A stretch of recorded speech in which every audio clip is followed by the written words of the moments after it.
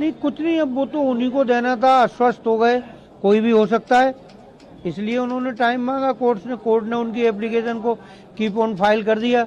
चूंकि supreme court से ये गाइडलाइन आ गई थी कि वो बंद लिफाफे में देना है। 8 जनवरी ऑलरेडी तय, तो उससे पहले कोई आदेश तो होना नहीं है उसमें। अब आपकी तरफ से क्या प्रोसीडिंग इसमें पूरे मामले? अब ये तो 8 जनवरी को ही देखेंगे, उससे पहले तो कुछ होना है नहीं, या उससे पहले कोई हाई कोर्ट की गाइडलाइन आ जाए। In the regarding of supreme court order, high court जब तक गाइडलाइन नहीं देगा तब तक कोई कार्रवाई आगे नहीं बढ़ेगी। तो अभी मुस्लिम पक्ष भी जाने के लिए हाई कोर्ट के लिए जो है मूव कर रहा था, उसमें अभी तक कोई जानकारी मिली है? देखिए, हमारे पास तो कोई जानकारी नहीं है, लेकिन उन्हें जाना चाहिए Supreme Court according to Supreme Court guideline.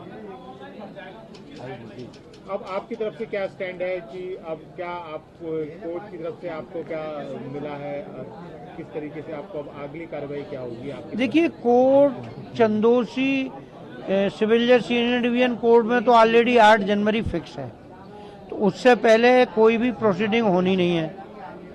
अब तो जो भी कुछ है, अगर मुस्लिम पक्ष हाई कोर्ट गया होगा तो उसमें हमारी कैविट दाखिल है, तो उनके साथ साथ हमें भी सुना जाएगा उसमें, तो तभी कुछ हो पाएगा, उससे पहले तो कुछ संभव नहीं है। अब तो total depend on high court guideline and decision and direction. अच्छा सर, सबसे पहले आपकी तरफ से जो याचिका है वो ये डाली गई है कि मतलब ऑल एक्सेस होना चाहिए, वहाँ पे सब लोग जा सकें उसमें जी। वो एएसआई का वो है।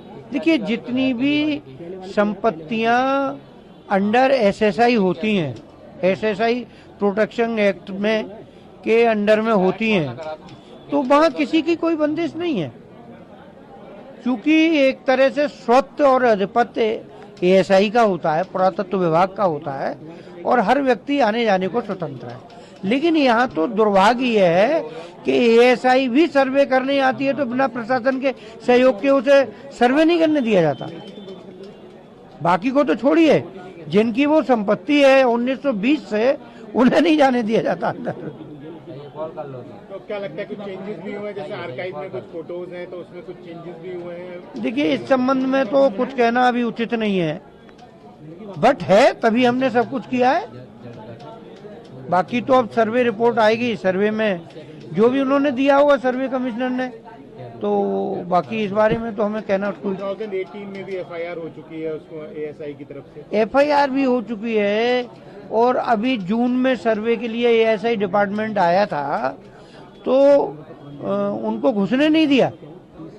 ये एफआईआर तो सन 18 की है, तो उन्होंने प्रशासन के सहयोग से सर्वे किया, और वो भी स्वतंत्र रूप से नहीं कर पाए।